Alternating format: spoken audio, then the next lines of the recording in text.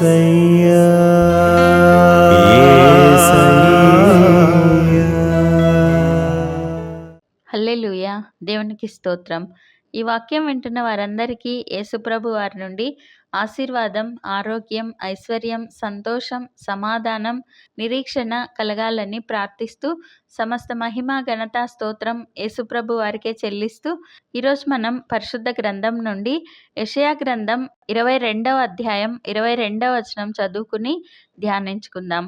నేను దావీదు ఇంటి తాళపు అధికార భారమును అతని భుజం మీద ఉంచెదను. అతడు తీయగా ఎవడునూ మూయజాలడు, అతడు మూయగా ఎవడునూ తీయజాలడు. ఈరోజు ప్రభువారు దావీదు ఇంటి తాళపు అధికారాన్ని మనకి ఇస్తున్నారు. ఆ తాళం మనం తీయగా ఎవరు మూయలేరు, మనం మూయగా ఎవరినూ తీయలేరు. అంటే అధికారం మనకి ఇస్తున్నారు. ఈ వాక్యాన్ని రిసీవ్ చేసుకుని ప్రార్థించి తన పెద్ద సమస్య నుండి ఒక సహోదరి ఎలా బయటపడి ప్రభువారికి సాక్ష్యంగా నిలిచిందో ఉపమానం ద్వారా తెలుసుకుందాం. ఒక స్త్రీ లేడీస్ బ్యూటీ ప్రోడక్ట్స్ అమ్ముకునే ఒక పెద్ద షాపును నిర్వహించేది. ఒకరోజు ఆ షాప్ ఓనర్ ఫోన్ చేసి, షాప్ రెంట్ను డబల్ చేస్తున్నాను, నీకు ఇష్టమైతే ఉండు, లేకపోతే ఖాళీ చేయి అని చెప్పాడు. అదేంటండి, ఇంత సడన్గా రెంట్ పెంచితే ఎలా? పోనీ కొద్దిగా కాకుండా మరీ డబల్ అయితే ఎలా? నాకు వచ్చే ఆదాయం అంతా రెంట్కే పోతుంది, దయచేసి తగ్గించండి, ఇప్పటికిప్పుడు ఖాళీ చేయమంటే ఎలా అని ప్రాధేయపడుతూ అడిగింది. అయినా అతను పట్టించుకోకుండా, నీ ఇష్టం అమ్మా, ఇవ్వగలిగితే ఉండు, లేకపోతే ఖాళీ చేయి అని ఫోన్ పెట్టేశాడు. హఠాత్తుగా ఇంత పెద్ద కష్టం వచ్చిందే అని ఆమె దిగులుతో ఎలా చేయాలి అని ఆలోచిస్తూ ప్రభువారికి ప్రార్థన చేస్తూ ఉంది. ఆదివారం మందిరానికి వెళ్ళగా పాస్టర్ గారు, దావీదు తాళపు అధికారం మీకు ఇస్తున్నారు, మీరు తీయగా ఎవరునూ మోయలేరు, మీరు మోయగా ఎవడునూ తీయలేడు అని వాక్యం చెప్పగా విని ఆ స్త్రీ ఆ వాగ్దానాన్ని రిసీవ్ చేసుకుని ప్రార్థిస్తూ ఆ సమస్యను గద్దించింది. నేను తాళం తీసి కొత్త మార్గం తెరుస్తున్నాను, దాన్ని ఎవరూ మూయలేరు అంటూ ప్రార్థిస్తూ ఉంటుంది. ఆమె బాబాయ్ ఫోన్ చేసి, అమ్మా, నేను సిటీలో కట్టించిన షాపింగ్ మాల్ చూసుకోవటానికి నాకు టైము, శక్తి సరిపోవటం లేదు. నీవు అక్కడికి నీ షాప్ను షిఫ్ట్ చేసుకుని నీ షాప్ను నా షాపింగ్ మాల్ను చూసుకుంటావా?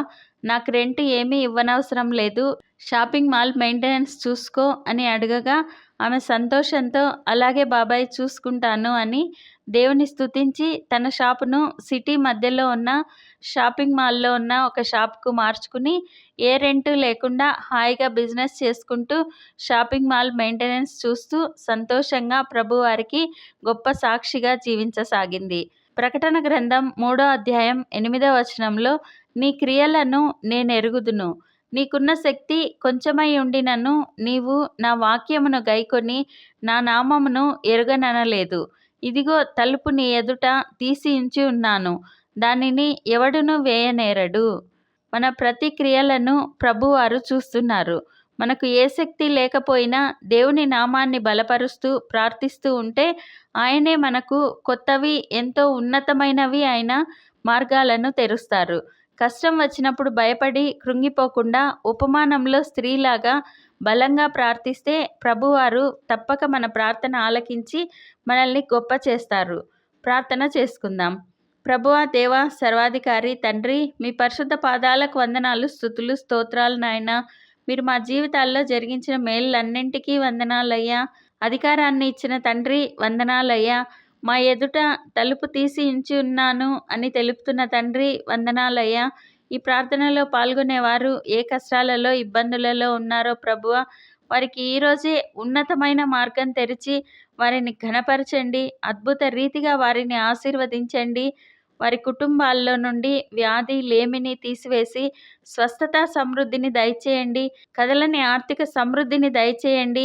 ఏ సమస్యలు లేకుండా మంచి జయ జీవితం జీవించులాగున ఆశీర్వదించండి. మేమందరం ఈ దేశానికి, ఈ ప్రపంచానికి ఆశీర్వాదకరంగా ఉండులాగున ఆశీర్వదించమని నజరేయుడైన యేసుక్రీస్తు నామంలో ప్రార్థిస్తున్నాం తండ్రి. ఆమెన్. ప్రతిరోజు మీ కామెంట్స్ చూస్తున్నాము. మీకోసం కూడా రోజు ముమ్మారు ప్రార్థిస్తున్నాము. భయపడకండి, దిగులు పడకండి, కృంగిపోకండి. యేసుప్రభు వారు తప్పక విడుదలనిస్తారు. ఆయన మహాకృప మనతో ఎల్లప్పుడూ ఉంటుంది. Amen. Thank you Jesus. God bless you. మేము మా ఛానల్లో అందించిన ఇతర వీడియోలను కూడా తప్పకుండా చూసి మీ మిత్రులకు షేర్ చేయగలరు. ఇప్పటి వరకు మా ఛానల్ సబ్స్క్రైబ్ చేయకుంటే వెంటనే సబ్స్క్రైబ్ చేసి కొత్త వీడియోల నోటిఫికేషన్స్ కోసం సబ్స్క్రైబ్ బటన్ పక్కనే ఉన్న బెల్ గుర్తును క్లిక్ చేయండి. అందరికీ వందనాలు. ఆనాటి అద్భుత కట్టడాలకు సాక్షిగా ఈ పశ్చిమ గోడ ఒక్కటే నేటికి మిగిలి ఉంది.